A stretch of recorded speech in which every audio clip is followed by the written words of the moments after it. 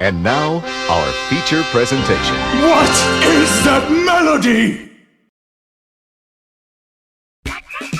Welcome to How Much I Love Totally Accurate Battle Simulator, a game that is completely perfect and... No!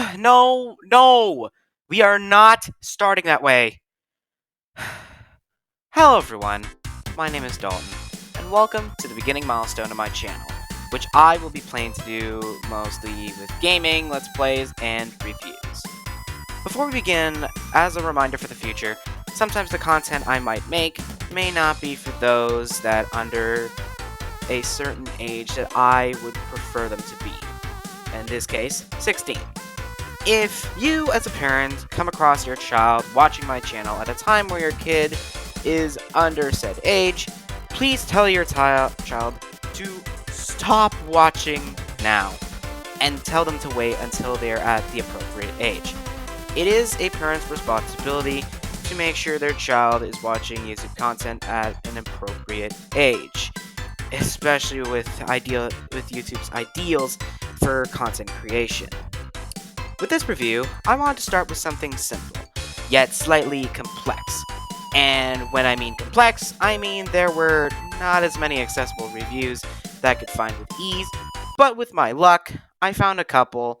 So, to all viewers that may watch this, I introduce to you...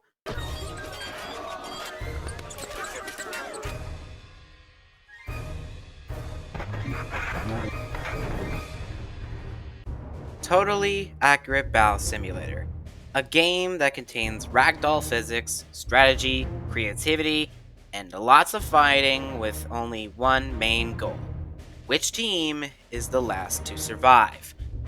This video game was developed by Landfall, which were the same creators who made games like Stick Fight and Cluster Truck.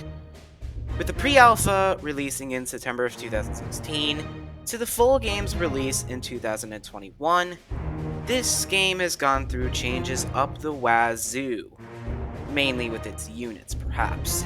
From units spawning chickens from their butts, to a whole futuristic faction that was never brought to the full game, to now where we have units like raptors, Da Vinci tanks, to guys spawning clams, crows, or snakes, to iconic characters like Thor Odinson and Gandalf, and much more.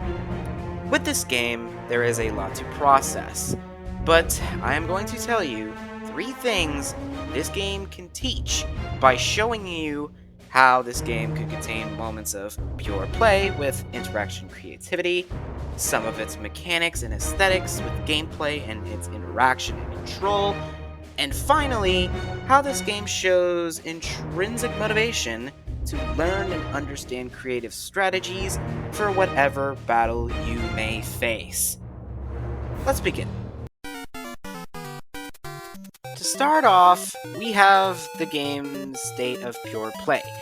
And although this game has one motive, whether you're playing sandbox or the campaign, as said from Bianca in the podcast known as I Forgot I Own That, she says, you have like a limited amount of like money or credits or whatever to place units against a team, and you have to defeat the team. However, this game can also show a state of creativity with its custom content section. With the custom content section, mostly focusing on the unit creator subsection, gives the player the ability to create their own units that they can use in mostly sandbox mode and in the simulation campaign.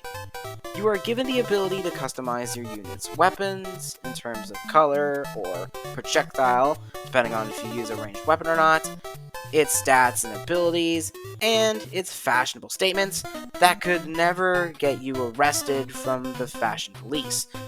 The roses to this is that you can experience ways to interact with the game's community, with the units you've made, and how creative units can be.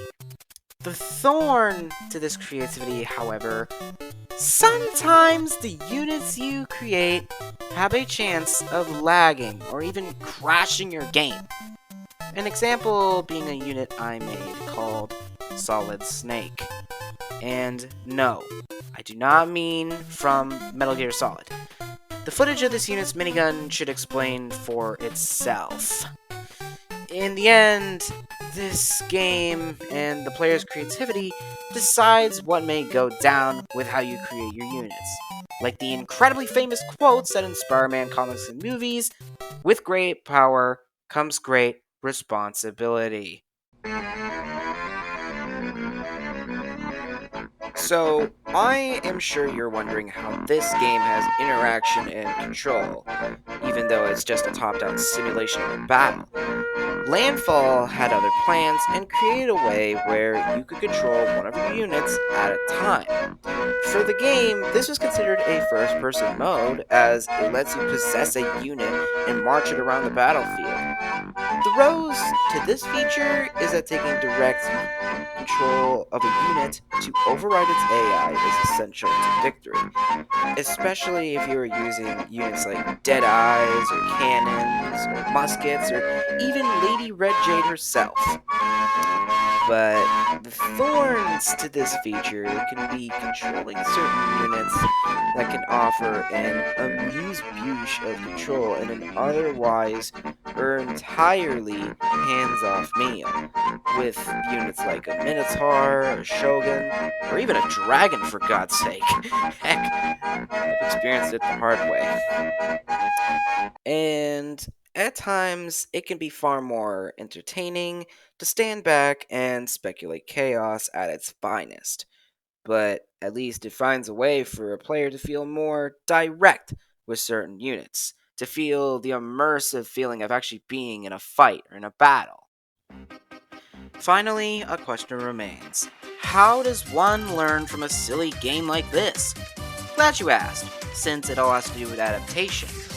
This game is an equivalent to a KFC variety bucket. Fun, messy, and free of nutritional value. If this game was without a campaign mode, of course.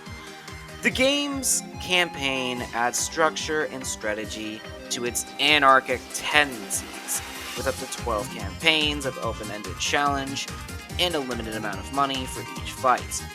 This game gives the person a chance to learn and understand each unit, the arena that the battle takes place in, and ways that some may say could either be smart but feel stupid, or the other way around. The rose to the campaigns is that the challenge factor can slowly rise up over time, depending on the amount of money you have, what units you are allowed to use, and the best way to defeat them, whether swiftly or not. The thorn to this, on the other hand, is the difficulty to certain battles in the later campaigns.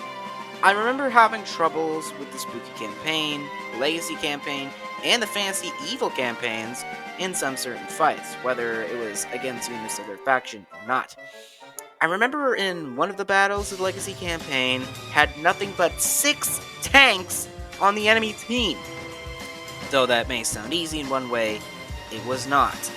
The only way I won said battle was using mostly ballistas and huachas in hopes they could destroy the tanks in time with their high damage output. And sure, there is a cheat where you could use all factions if you wanted to, but I felt that would be way too easy for me. What I'm saying is, sure, these battles can be beaten, and that some battles are worth fighting for.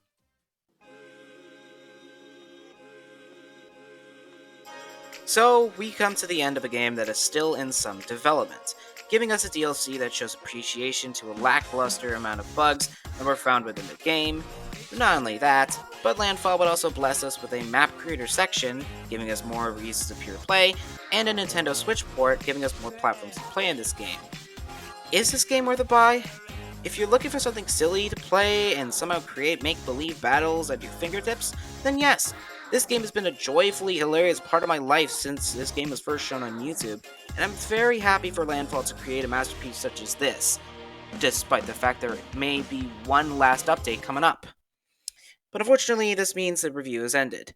Thank you guys for making it this far, to see the fascinations this game gave us, and if you want more content like this, please give a like and subscribe to my channel and hit the notification bell, so that way you don't miss a video. Thanks again, and I will see you later.